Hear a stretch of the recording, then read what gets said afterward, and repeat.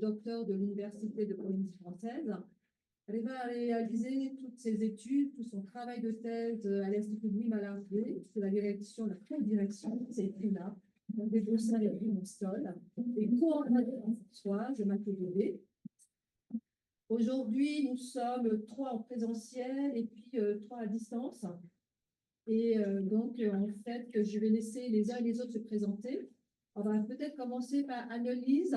Annelise, tu m'entends? Oui, j'entends. Est-ce que tu peux te présenter Oui. brièvement? Oui, bonjour à tous et à toutes. Donc, je suis Annelise Tran, chercheuse au CIRAD, basée à Montpellier, dans l'UMR TETIS pour Territoire, Environnement, Télédétection et Information Spatiale. Et je travaille sur les applications de la télédétection et de la modélisation pour pour des études en santé humaine et animale. Et notamment, j'ai beaucoup travaillé sur les moustiques. Merci Annelise. On va rester à Montpellier. Fred Simard, tu m'entends? Bonjour, ouais. Bonjour à toutes et à tous. Moi, c'est Fred Simard, donc je suis directeur de recherche à l'IRD.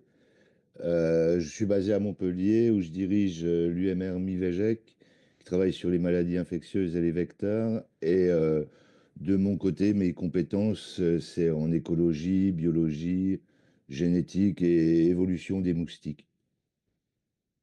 Merci Fred. Ensuite, Nabila, qui devait être basée ici, mais qui est actuellement en France, métropolitaine, on dit. Hexagonale, oui, bonjour à tous.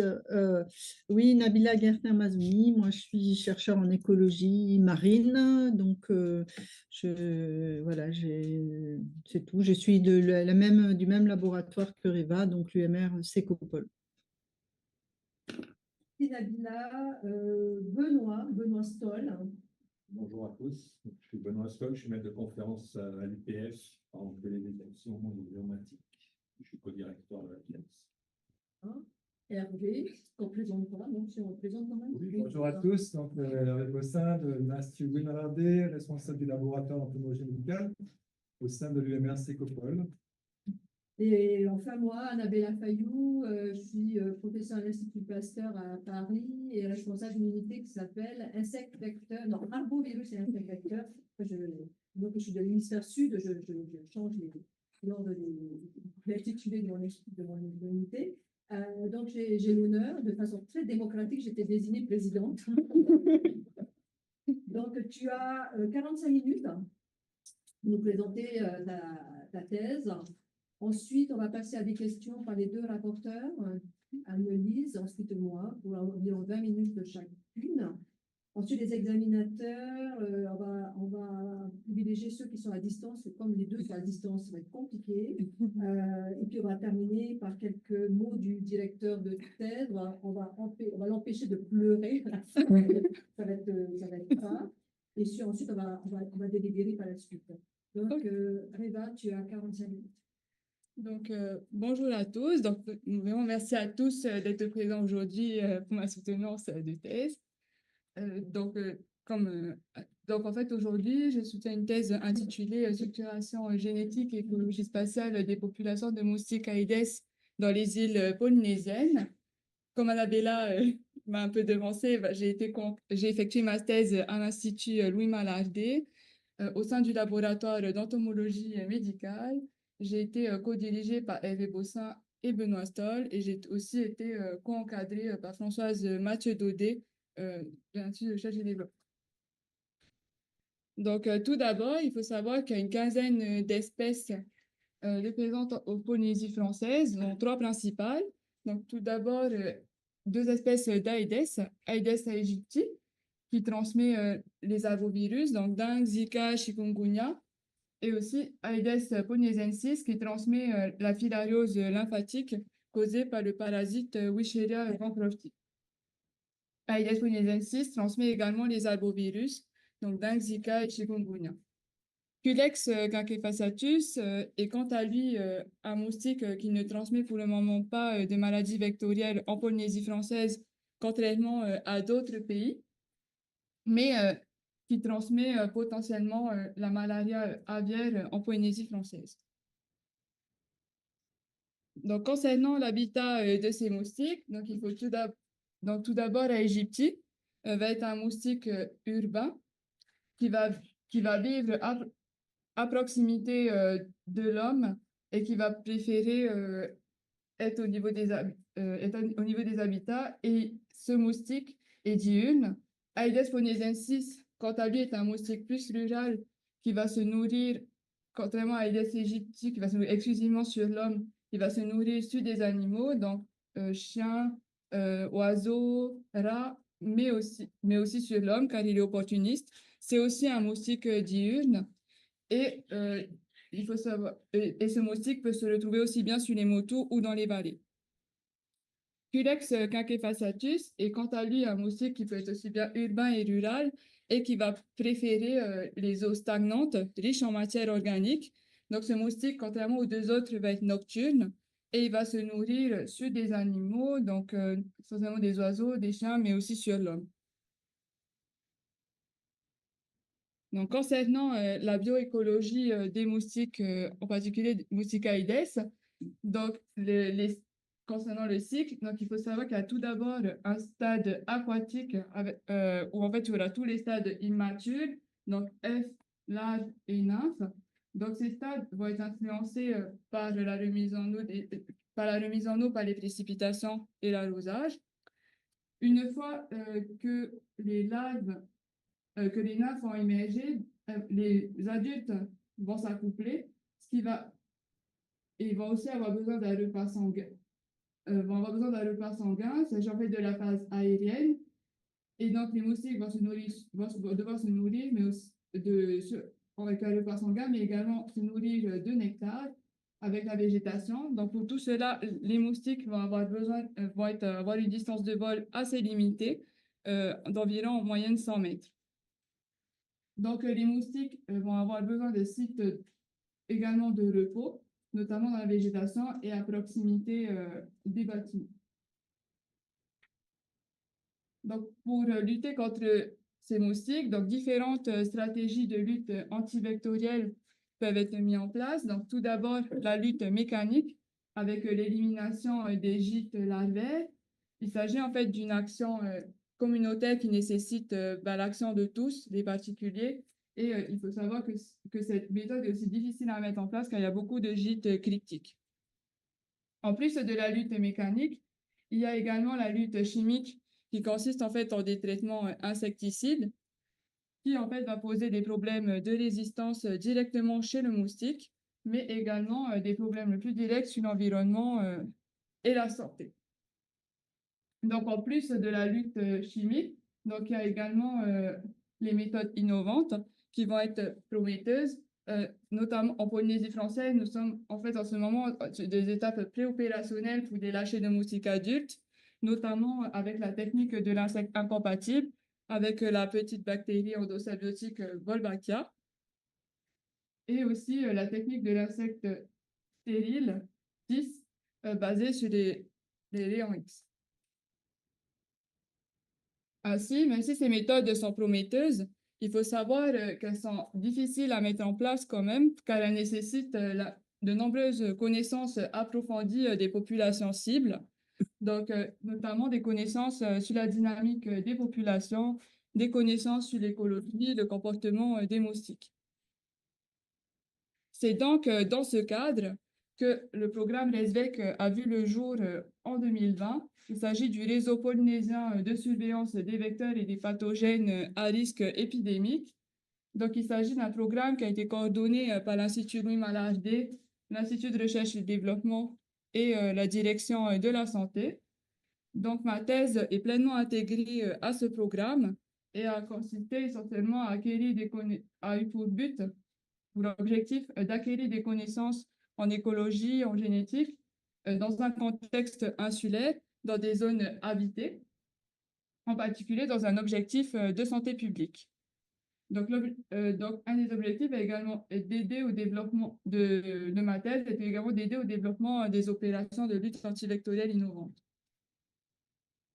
Donc, concernant le choix des sites pilotes, nous avons donc choisi de nous intéresser à donc 2 îles hôtes, donc Tahiti et Wahine, pour des critères démographiques, économiques et épidémiologiques. Donc, ma thèse est divisée en plusieurs volets et en fait, c'est une approche intégrée avec différents volets. Donc, tout d'abord, le volet 1, qui est plus un volet écologie avec la dynamique spatio-temporelle des moustiques et la corrélation avec l'environnement. J'ai ensuite un volet 2, qui est plus un volet génétique avec la structuration et la connectivité, avec l'analyse de la diffusion des moustiques par génomique spatiale. Et un volet 3, qui est plus un volet épidémiologie avec l'utilisation de la méthode de xénosurveillance afin de détecter afin d'effectuer une détection moléculaire de pathogènes chez le moustique. Donc, tout d'abord, commencer par vous parler de mon volet 1 et en particulier, dans un premier temps, de la dynamique spatio-temporelle des populations de moustiques. Donc, concernant ce travail, donc, nous avons réalisé des échantillonnages à Tahiti au niveau de 3 sites pilotes de 1 km² avec un gradient urbain rural, avec, avec des différences dans avec un gradient urbain rural basé sur l'environnement et la densité de population. Nous avons donc choisi Papeete comme zone urbanisée fortement peuplée, Paia comme zone périurbaine avec une densité intermédiaire de population et Mataya comme zone rurale avec une faible densité de population. Donc, à Tahiti, tout d'abord, nous avons prospecté des gîtes larvaires et collectés au niveau des stades immatures. Donc, nous avons réalisé 2 campagnes d'inspection des gîtes larvaires avec des prélèvements de larves. Donc, nous avons collecté les larves au niveau de 30 parcelles pour chacun des sites. Et en juillet 2021 et janvier 2023, nous avons réalisé une classification des gîtes larvaires en déterminant la typologie, notamment des gîtes.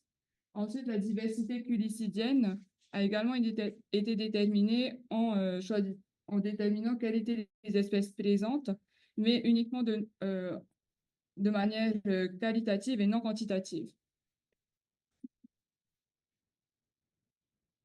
Donc, concernant les résultats obtenus, donc nous avons tout d'abord pu voir en fait que les principaux gîtes étaient de type anthropique. Donc, on voit ici en fait des principaux gîtes, des seaux, des drums et des petits récipients. En plus, concernant les espèces qui ont été trouvées, donc on a eu au moins 5 espèces de moustiques différentes. Donc, avec une espèce, donc Aedes aegypti, qui est bien dominante avec 61% en bleu. Et donc, au final, on peut voir qu'on a une dominance des gîtes anthropiques à Aedes aegypti. Après, on va parler des gîtes larvaires. Donc, il faut savoir que nous avons aussi collecté des moustiques adultes. Nous avons réalisé un suivi sur 2 ans entre 2021 et 2023 avec 4 périodes avec des collectes qui ont été réalisées sur des périodes de 4 à 8 semaines. Pour chacun des sites, nous avons échantillonné 10 points de mesure pour chacun des sites et les relevés ont été réalisés de manière hebdomadaire. Nous avons utilisé des pièges BG Pro pour les collectes, et en fait un piège qui va attirer grâce à un attractif les femelles et qui va ensuite, avec un aspirateur, les moustiques vont être aspirés dans un petit filet et les moustiques vont être ensuite résourcés.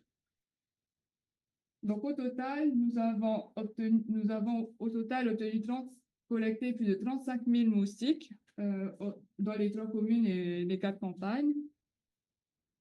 On a au final obtenu une prédominance d'Aedes aegypti avec 49, une prédominance d'Aedes aegypti pour les 3 communes en bleu et Culex claquefaciatus est également bien présent en orange. Par contre, on peut voir qu'on a une faible présence d'Aedes polynésiensis avec, par exemple, uniquement 56 moustiques qui ont été collectés à Paia en 8 mois de collecte, ce qui est vraiment très peu. Donc, au final, on peut dire en fait qu'Aedes aegypti est un vecteur quasi exclusif en zone habitée, en tout cas dans nos zones d'études, dans nos sites pilotes. Pour cette raison, pour la suite de ma présentation, je m'intéresserai pour le suivi spatio-temporel et également le lien avec l'environnement plus Aedes aegypti. Donc, concernant la distribution spatiale d'Aedes aegypti, donc en haut, les cartes de chaleur représentant les différentes abondances des moustiques qui ont été une carte de chaleur représentant les abondances de moustiques qui ont été extrapolées sur l'ensemble du site. Et en bas, les différentes abondances des moustiques en fonction des pièges. Et on peut voir qu'on a un gradient pleine colline à Papeete avec plus de moustiques au niveau de la colline, donc au sud, où il y a plus de végétation. On peut également voir qu'à Paea et Mataya, on a la présence de points chauds, un à Paea et deux à Mataya, ce qui permet au final de montrer qu'au niveau spatial, on a une hétérogénéité intra- et intersite. Concernant la distribution maintenant temporelle d'Aedes aegypti, donc on peut voir qu'on a peu d'effet de la saisonnalité, excepté à Papeete, où on a une différence entre où on a plus de moustiques, significativement plus de moustiques en octobre 2021, décembre 2022 que pour les deux autres périodes, donc en mars 2021 et février-avril 2022. Donc, on peut voir au final qu'on a un effet limité de la saisonnalité au cours des périodes. Concernant Wahine, donc nous avons effectué une campagne d'échantillonnage beaucoup plus exhaustive. Il s'agissait d'une période d'échantillonnage de 1 mois, où nous avons effectué des collectes sur 28 districts. Et pour chacun des districts, nous avons collecté plus de 15 points de collecte pour chacun des districts. Et nous avons réalisé 2 collectes de 24 heures pour chacun des points, avec au total 420 points d'échantillonnage, c'est ce que vous pouvez voir ici sur la carte. Donc, pour ces collectes, donc, nous avons aussi utilisé les pièges BGFlow et elle a été réalisée en mars 2021. Donc, concernant les résultats, donc, nous avons au total collecté 5400 femelles sur l'ensemble des zones habitées, donc 3 espèces d'Aedes, donc Aedes polynesiensis, Aedes aegypti et Aedes vexans, et également 2 espèces de Culex, donc Culex impepaciatus et Culex annulerosis. Donc, Aedes polynesiensis, on peut voir sur la carte qu'Aedes polynesiensis est l'espèce dominante dans une grande partie de l'île en rouge, mais que par contre, Aedes aegypti est quand même dominant dans une petite partie de l'île, notamment à Faré, un tout petit peu à Petii dans le cadre bleu.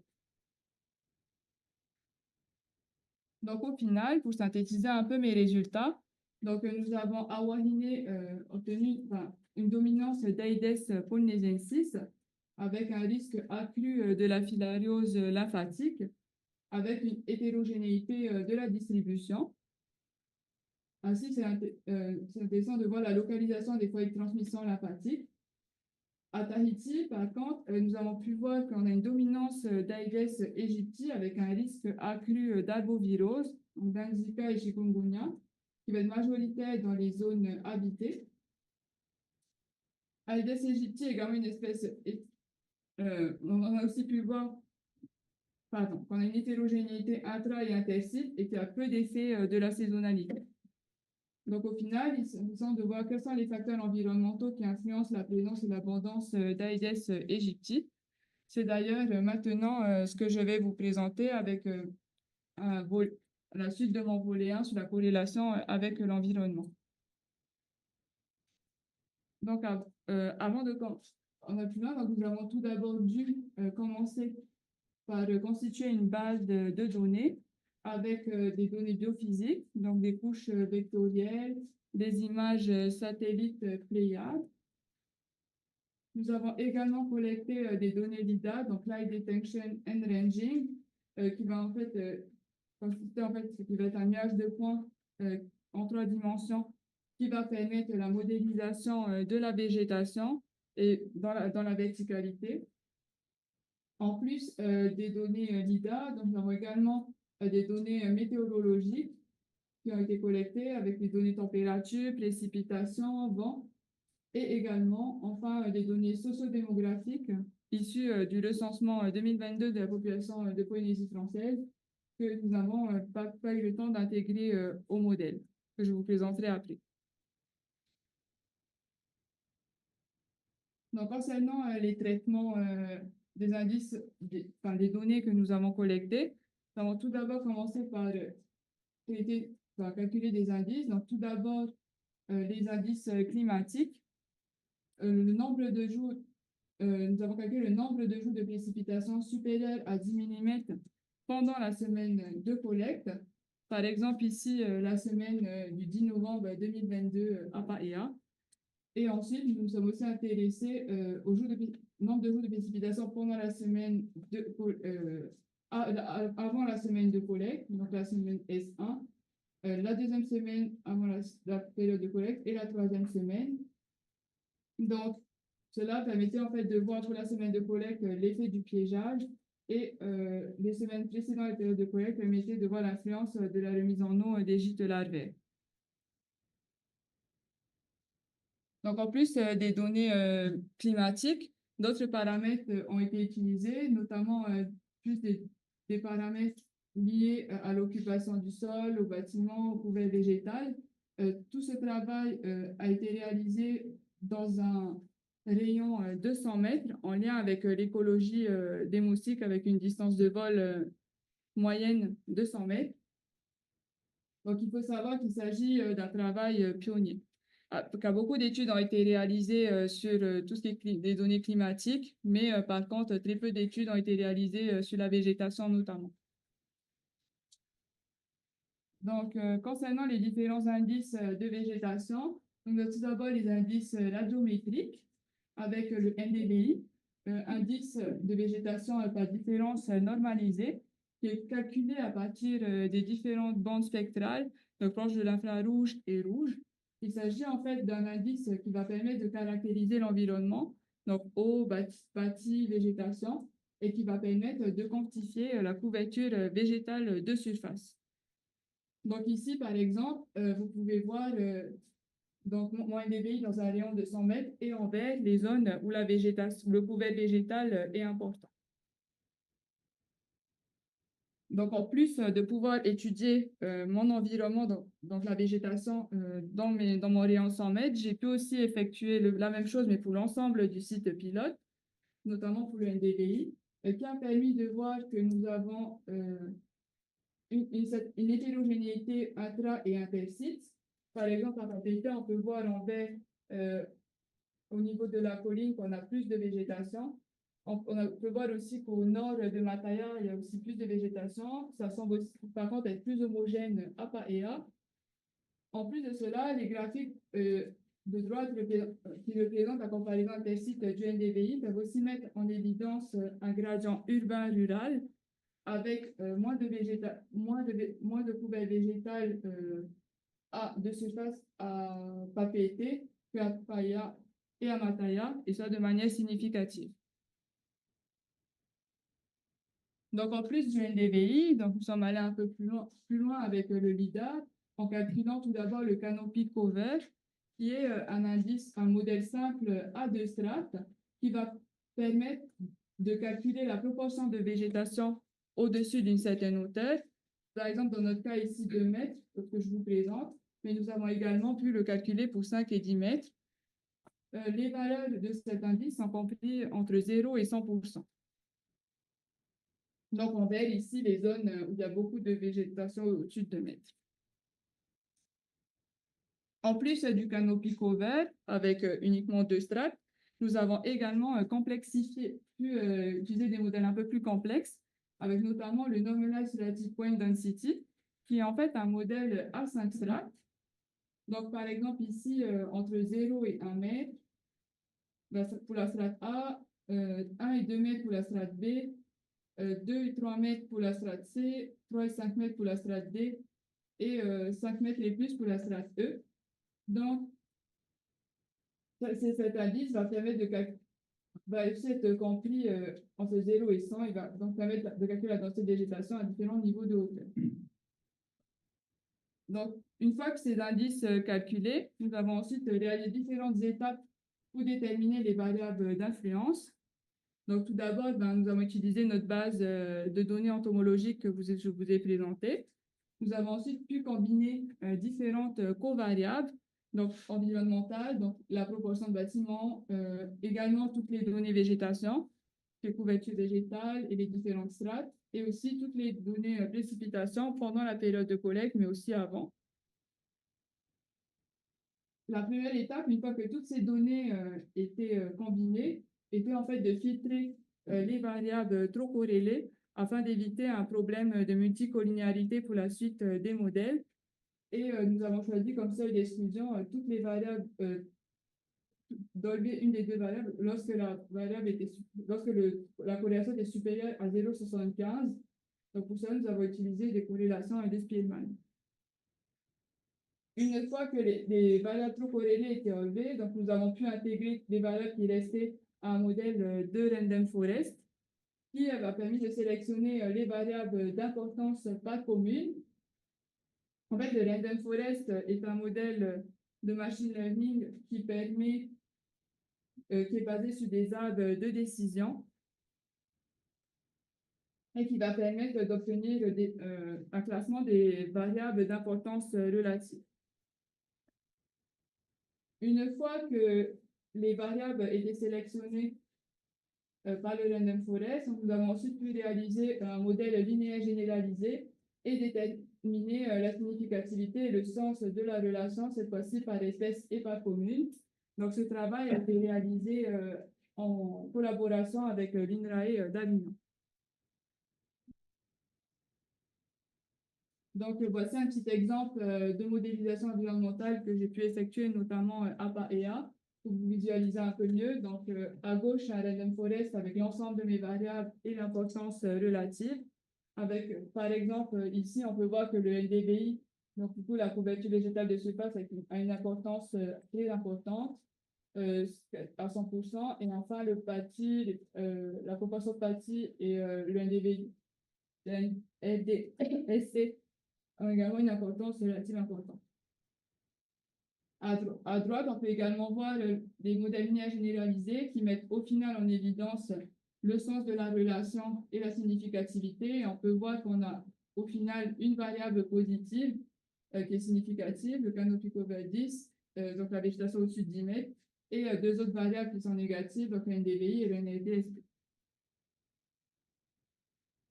Donc, pour résumer un peu tous mes résultats obtenus pour Aedes aegypti pour l'ensemble des communes. Donc, tout d'abord, j'ai pu, concernant les PATI, donc on a obtenu en fait une relation négative pour papeté entre l'abondance d'Aedes aegypti et la proportion de bâtiments. Par contre, on a obtenu une relation positive à Mataya, contrairement à papeté. Donc, à papeté, cela peut être expliqué parce qu'en fait, on a une zone très artificialisée avec très peu de végétation, ce qui peut être assez défavorable aux moustiques, enfin aussi avec très peu de gîtes. Par contre, à Mataya, en fait, on a plus des jardins ou des habitations individualisées avec un peu plus de végétation et probablement des gîtes larvaires. Concernant le NDVI, c'est un peu plus compliqué, mais on peut supposer que, en fait, on a beaucoup de zones. Que le NDVI va représenter des zones en fait où il y a des pelouses, par exemple, bien individualisées, des pelouses, en fait, qui vont être très bien entretenues avec une très bonne gestion des personnes, ce qui fait qu'en fait, on aura quelque chose de vraiment. Ensuite, on a la végétation au-dessus de 10 mètres qui va en fait montrer qu'on a de l'ombre, on a une relation positive pour la végétation au-dessus de 10 mètres. Cette relation peut être expliquée par le fait qu'en fait, on aura une canopée qui va en fait permettre l'ombre et de protéger les moustiques du soleil. Ensuite, on a également les strates basses, à notre grande surprise, qui vont. On a aussi une grosse surprise vu qu'en fait, on avait une relation négative au niveau des strates basses, donc entre 1 et 3 mètres pour Mataya et 1 et 2 mètres pour Papeete. Donc, cela peut être expliqué sans doute par en fait l'humidité qui ne va pas pouvoir être bien gardée au niveau des strates basses, parce qu'en fait, elles vont être isolées, elles n'auront pas forcément toutes lampes qui vont être au-dessus. Enfin, on a également à Mataya une relation positive qui a été observée 2 semaines avant la période de collecte, qui correspond bien au cycle du vie de moustique, c'est-à-dire qu'en fait, les gîtes vont être mis en eau 2 semaines avant et vont permettre l'émergence des adultes. Donc, concernant maintenant, en plus de la dynamique socio-temporelle et des paramètres environnementaux, donc maintenant, je vais vous présenter tout le travail que j'ai effectué concernant la circulation et la connectivité des moustiques. Il est intéressant de connaître la diffusion des populations de moustiques. Donc, tout d'abord, nous avons effectué une collecte de moustiques adultes sur l'espèce Aedes aegypti. Nous avons effectué des collectes sur 2 sites, donc les mêmes que ceux que j'ai présentés avant à Tahiti, mais également à Wahine, à Fabé. Donc, nous avons pour chacun des sites effectué un échantillonnage sur une durée inférieure à 10 jours. À Wahine en mars 2021 et à Tahiti en février 2022, afin en fait d'obtenir à chaque fois la même pour avoir au maximum la même génération de moustiques, si possible. Et nous avons collecté les moustiques avec un aspirateur Procopac. Donc, concernant ce travail-là, nous avons plus précisément travaillé à effectuer les échantillonnages à Papeete, Paya et Mataya et à Faré sur une surface de 0,25 km², qui est une surface un peu plus petite que ce que je vous ai présenté précédemment. Et nous avons effectué un échantillonnage de 60 points pour chacun des sites.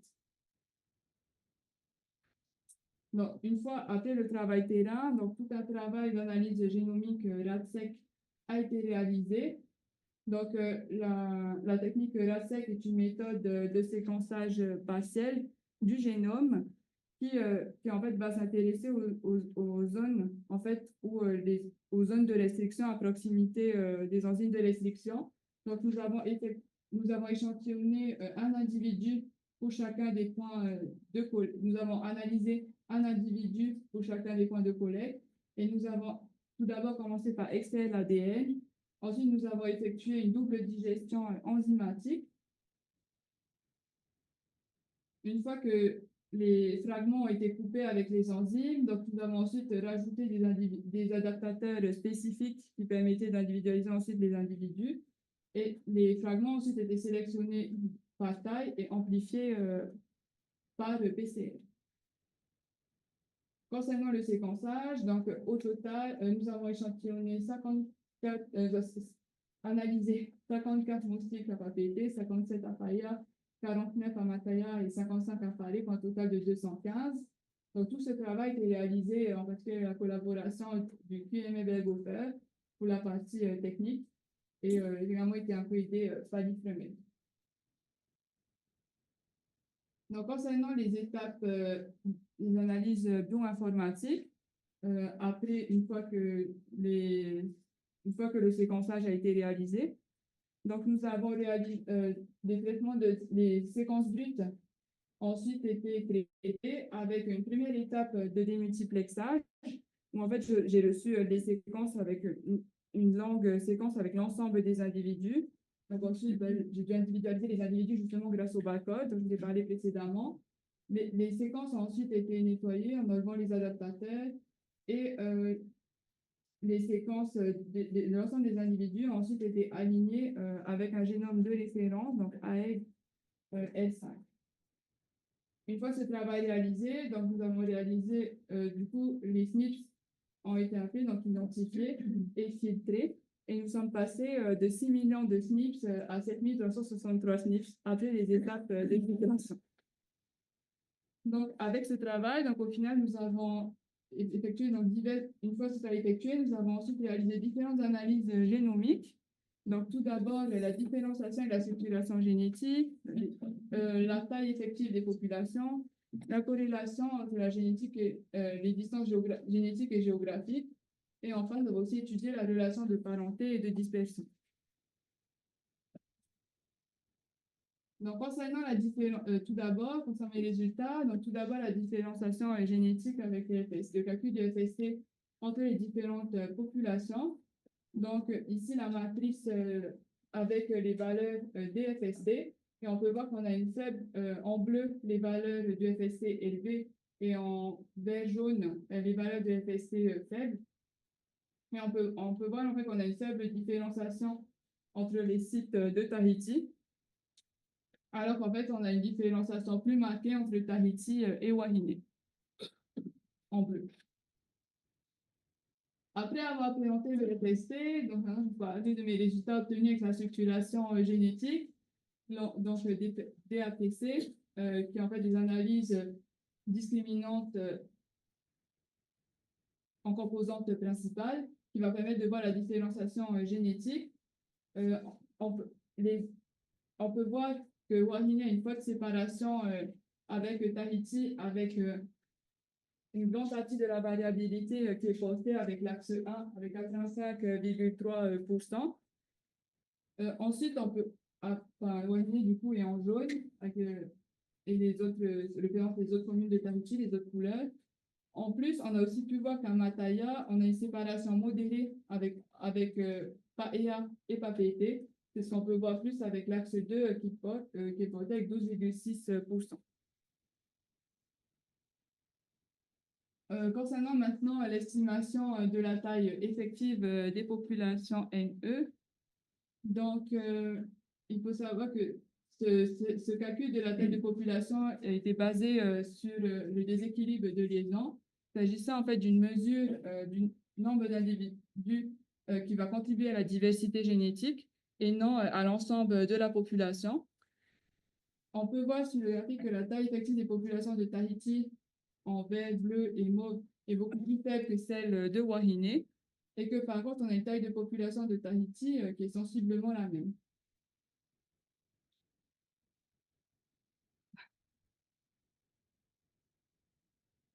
En plus des liens de parenté, en plus de la taille de population, nous avons aussi travaillé sur la corrélation cette vol, en fait, c'est des corrélations entre distance génétique et géographique. Donc ici, l'exemple de Mataya, où on peut voir qu'on a une relation positive entre distance génétique et géographique, avec ici, pour le test de Mentel, la distance euclidienne. Donc, on peut voir qu'on a une isolation par la distance, c'est-à-dire que plus les moustiques vont être proches génétiquement, plus ils vont être proches géographiquement. Ce graphique montre du coup la distance euclidienne, mais nous avons aussi réalisé le même travail avec le LISCOPAS, qui est en fait une autre distance qui prend en compte la végétation. En fait, ça va être en gros la notion de corridor écologique où la végétation va faciliter le déplacement des populations de moustiques. L'hypothèse est que la végétation va faciliter le déplacement des populations de moustiques. Donc, en plus du test de Mentel, nous avons également réalisé les autocorrélations spatiales qui permettent de voir la génétique en fonction des classes de distance. Et on peut voir en fait qu'on a une proximité géographique jusqu'à environ 250 mètres ici, jusqu'à en fait tant que c'est positif.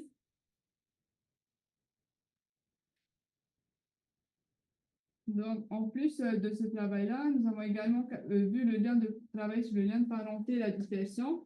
En fait, les liens de parenté vont permettre d'estimer la dispersion à partir. Donc, les liens de parenté ont été calculés, vont permettre d'estimer la dispersion. Pour cela, nous avons tout d'abord calculé le coefficient de Loisel dans les différentes communes. Et nous pouvons, au niveau de chacun des sites, et ensuite, nous avons utilisé la distribution de Weibull pour pouvoir déterminer la distance moyenne.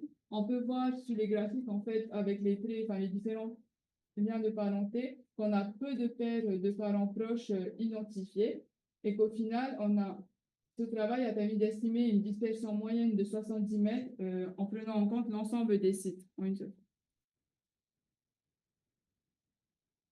Donc, au final, les analyses génomiques ont permis d'avoir pas mal d'informations concrètes, plus opérationnelles. Donc, tout d'abord, la structuration génétique a permis de voir qu'on a une forte connectivité entre les populations de Tahiti, et que par contre, on a une population de Wahine qui est distincte.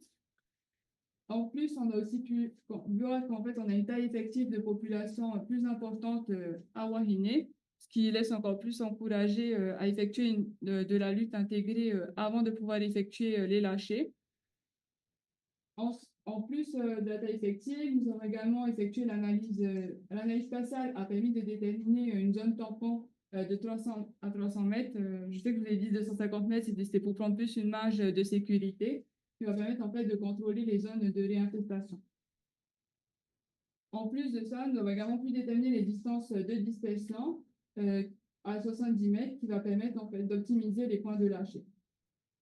Donc, toutes ces données viennent compléter les études de marquage lâcher le capture qui ont été réalisées en partie. Donc, maintenant que après vous avoir parlé de cette partie, donc maintenant il serait intéressant de localiser les foyers de détection à Wahine vu la présence de Polynésiensis.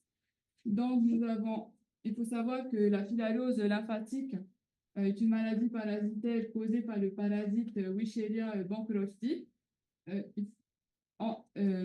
Malgré la prise médicamenteuse de masse, donc la prise observée directe qu'on connaît bien en Polynésie, donc il faut savoir qu'il y a la persistance de cette maladie dans certaines zones. À Wahine, donc une étude partielle a été réalisée avec une prévalence de l'antigénémie de 10,6% par la direction de la santé. Et la direction de la santé a ainsi, pour cette raison, mandaté une étude entomologique. Et il a été proposé de réaliser une approche de xénosurveillance et de recherche de pathogènes chez le vecteur, en particulier chez Aedes polynésiensis. Donc, nous avons tout d'abord réalisé pour ce travail de recherche de pathogènes chez le moustique un échantillonnage à l'échelle de toute l'île. C'est ce que je vous ai présenté précédemment. Nous avons donc ensuite pu identifier les différentes espèces de moustiques, vecteurs et non vecteurs. Et une fois que cela est réalisé, donc des lots de 1 et 20 moustiques ont été analysés, des lots de femelles, afin de détecter la présence du parasite Wisheria bancrofti par PCR quantitative. Donc, au final, nous avons pu analyser 611 lots de moustiques Aedes polynésiensis, 290 lots d'Aedes aegypti et 124 lots de Culex quinquefasciatus et beaucoup moins de lots, comme vous pouvez voir, des autres espèces. Une fois les lots analysés, les lots positifs détectés, nous avons effectué des tests nous avons estimé la prévalence chez le moustique avec le test avec le package Food Test Air de Macquarie 2021. Donc, concernant les résultats, nous avons vu la répartition concernant les résultats, concernant la répartition des lots de moustiques positifs à la filariose. Donc, nous avons eu des lots positifs détectés chez uniquement 2 espèces. Donc, Aedes polynésiensis, qui est une espèce vectrice, avec 24 lots positifs, ce qui fait 4%. Et nous avons également détecté 12 lots positifs chez Aedes aegypti, qui est une espèce non vectrice. Par contre, aucun lot positif n'a été observé chez les autres espèces, donc Culex quinquefasciatus et Aedes vexans. Donc, le fait d'avoir pu détecter des lots chez les 2 espèces vous permet de voir la localisation des foyers de transmission et également nous permet de localiser les foyers de transmission et également de détecter les cas filariens positifs à proximité. Donc, concernant maintenant l'estimation de la prévalence, une fois les lots positifs détectés, donc nous avons pu voir qu'on a une prévalence globale d'environ 0,62%. Et que par contre, nous avons eu une prévalence par espèce de 1,1% pour le Aedes aegypti et de 0,53% pour Aedes polynésiensis. Donc, il faut savoir que ce seuil est largement au-dessus du seuil critique de l'OMS. et qui encourage la prise médicamenteuse de masse pour stopper la transmission. Donc, ce travail a été publié dans PLOS NCD et a permis encourager la reprise de la prise observée directe en 2023 sur Guahinée et a permis de définir les cibles prioritaires de la lutte antivectorielle innovante. Donc, en conclusion, ma thèse, qui est en fait une approche intégrée, a permis de mieux comprendre la dynamique spatio-temporelle, a permis également d'identifier les différents facteurs environnementaux. Elle a aussi permis de mieux comprendre la structuration génétique et les flux. Et enfin, a permis de détecter les foyers de transmission de filariose lymphatique. Donc, au final, ce travail a contribué à la surveillance et à la gestion des maladies à transmission vectorielle en Polynésie française. Il a aussi contribué au développement et à la mise en œuvre de stratégies de lutte antivectorielle. Tout ce travail a permis aussi l'utilisation de méthodes qui vont être transférables à d'autres sites confrontés à des défis similaires, notamment dans le Pacifique.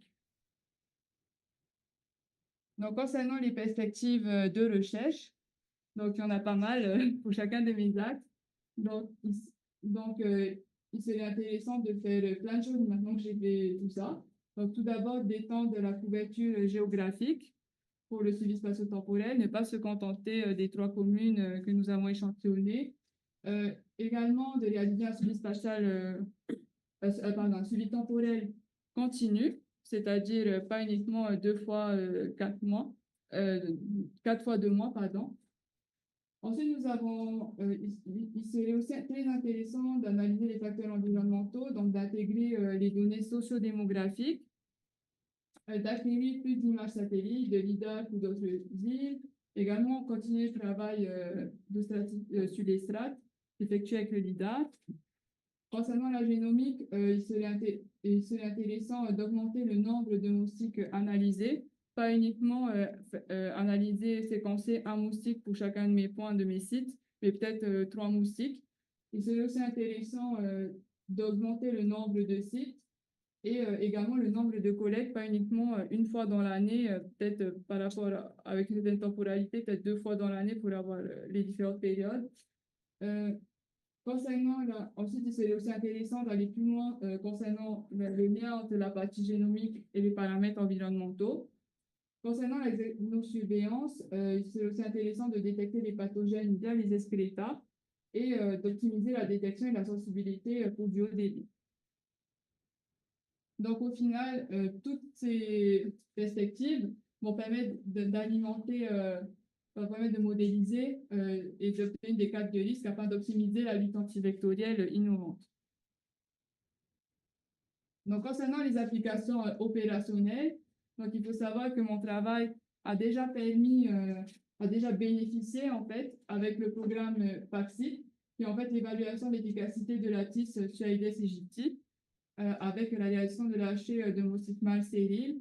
Mon travail a permis de définir le site pilote de Paya, de définir les paramètres opérationnels pour des lâchers, notamment la distance entre les points de lâcher, la taille de zone tampon, etc. Un autre programme a également bénéficié de mon travail avec la surveillance entomologique. Ce programme consiste en la surveillance entomologique renforcée de l'île de Guahinée et mon travail a permis d'apporter des informations concernant le suivi spatial, l'abondance des moustiques et les foyers de transmission. De plus, concernant les applications, donc l'INRAE d'Avignon travaille actuellement sur une application Shiny afin de pouvoir visualiser les données de manière plus dynamique au lieu de toujours passer beaucoup de temps à faire des cartes sur des logiciels afin d'avoir une gestion antivectorielle efficace. Et enfin, il serait aussi intéressant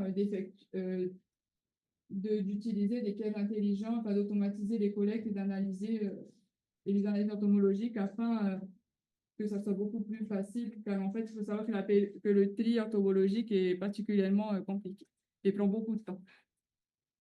Donc, au final, pour terminer, je souhaiterais remercier toutes les personnes ayant contribué au travail. Désolée si j'en ai oublié certaines. Donc, tout d'abord, dans le laboratoire, forcément, toutes les personnes de notre laboratoire, l'INN, de l'IRD, l'équipe de l'INRAE qui m'a beaucoup aidé pour la partie modélisation, Benoît de l'UPF pour toute la partie géomatique, Laura aussi pour toute la partie génétique, Gordana également du QIMR, le centre environnemental, la direction de l'INM et toutes les personnes aussi qui ont contribué sur le terrain, notamment à Wahine. Merci de votre attention.